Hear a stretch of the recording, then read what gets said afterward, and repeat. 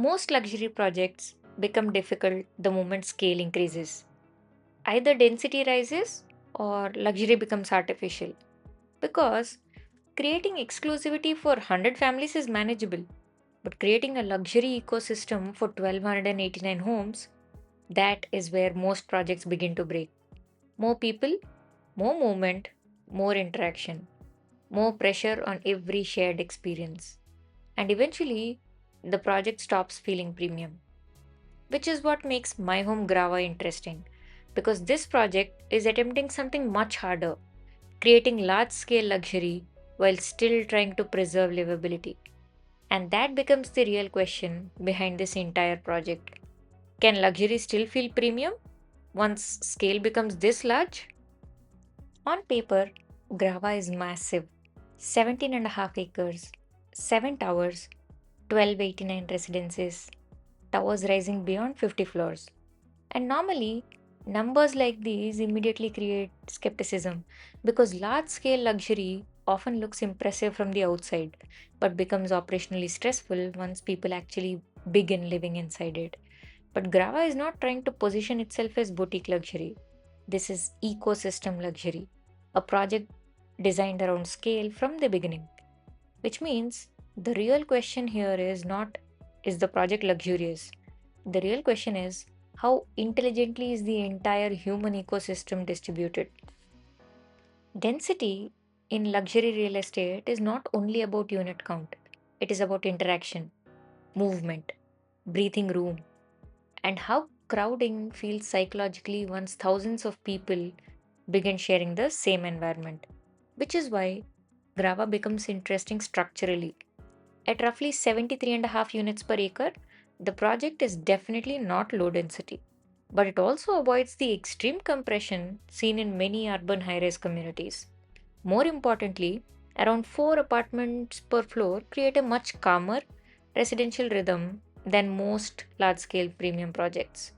So, while the ecosystem itself is huge, the day to day interaction experience feels more controlled than expected. Large population, intelligently distributed. The next thing Grava gets right is emotional livability. Because good luxury is not only visual, it's something you feel repeatedly in everyday life. In balconies that feel usable instead of decorative, in open spaces that create visual breathing room, in layouts designed for actual family living, not just brochure photography. And that is where Grava feels different from many modern luxury towers. The project feels calmer, less performative, more residential. The luxury here feels usable, not staged, which ultimately makes the ecosystem feel more livable over time. But large projects do not fail visually first, they fail operationally, especially in movement. Because once towers cross 50 floors, elevators stop being a convenience.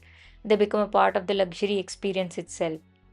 Grava averages roughly 184 residences per tower, supported by nearly 8 lifts per tower on average. Some have 7, some have 9, which brings the project to approximately 23 units per lift.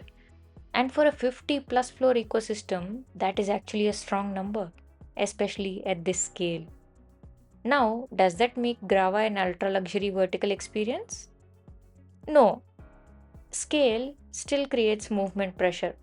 But what Grava does well is prevent movement from becoming overwhelming.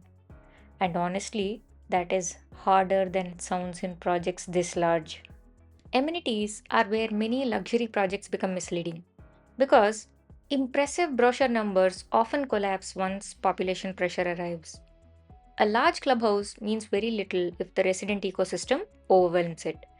And this is where Grava makes a very important investment. Nearly 1,20,000 square foot of clubhouse and social infrastructure distributed across a community of 1289 residences. Which means the amenity ecosystem here is not designed for occasional display, it's designed for continuous usage. Sports spaces, landscaped activity zones, outdoor spillover, social movement, the entire ecosystem feels built to absorb population at scale. And that becomes one of Grava's biggest strengths. But scale always changes luxury. no matter how intelligently the planning is done.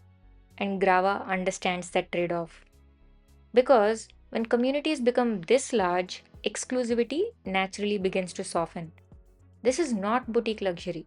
It's not ultra scale, exclusive vertical luxury either.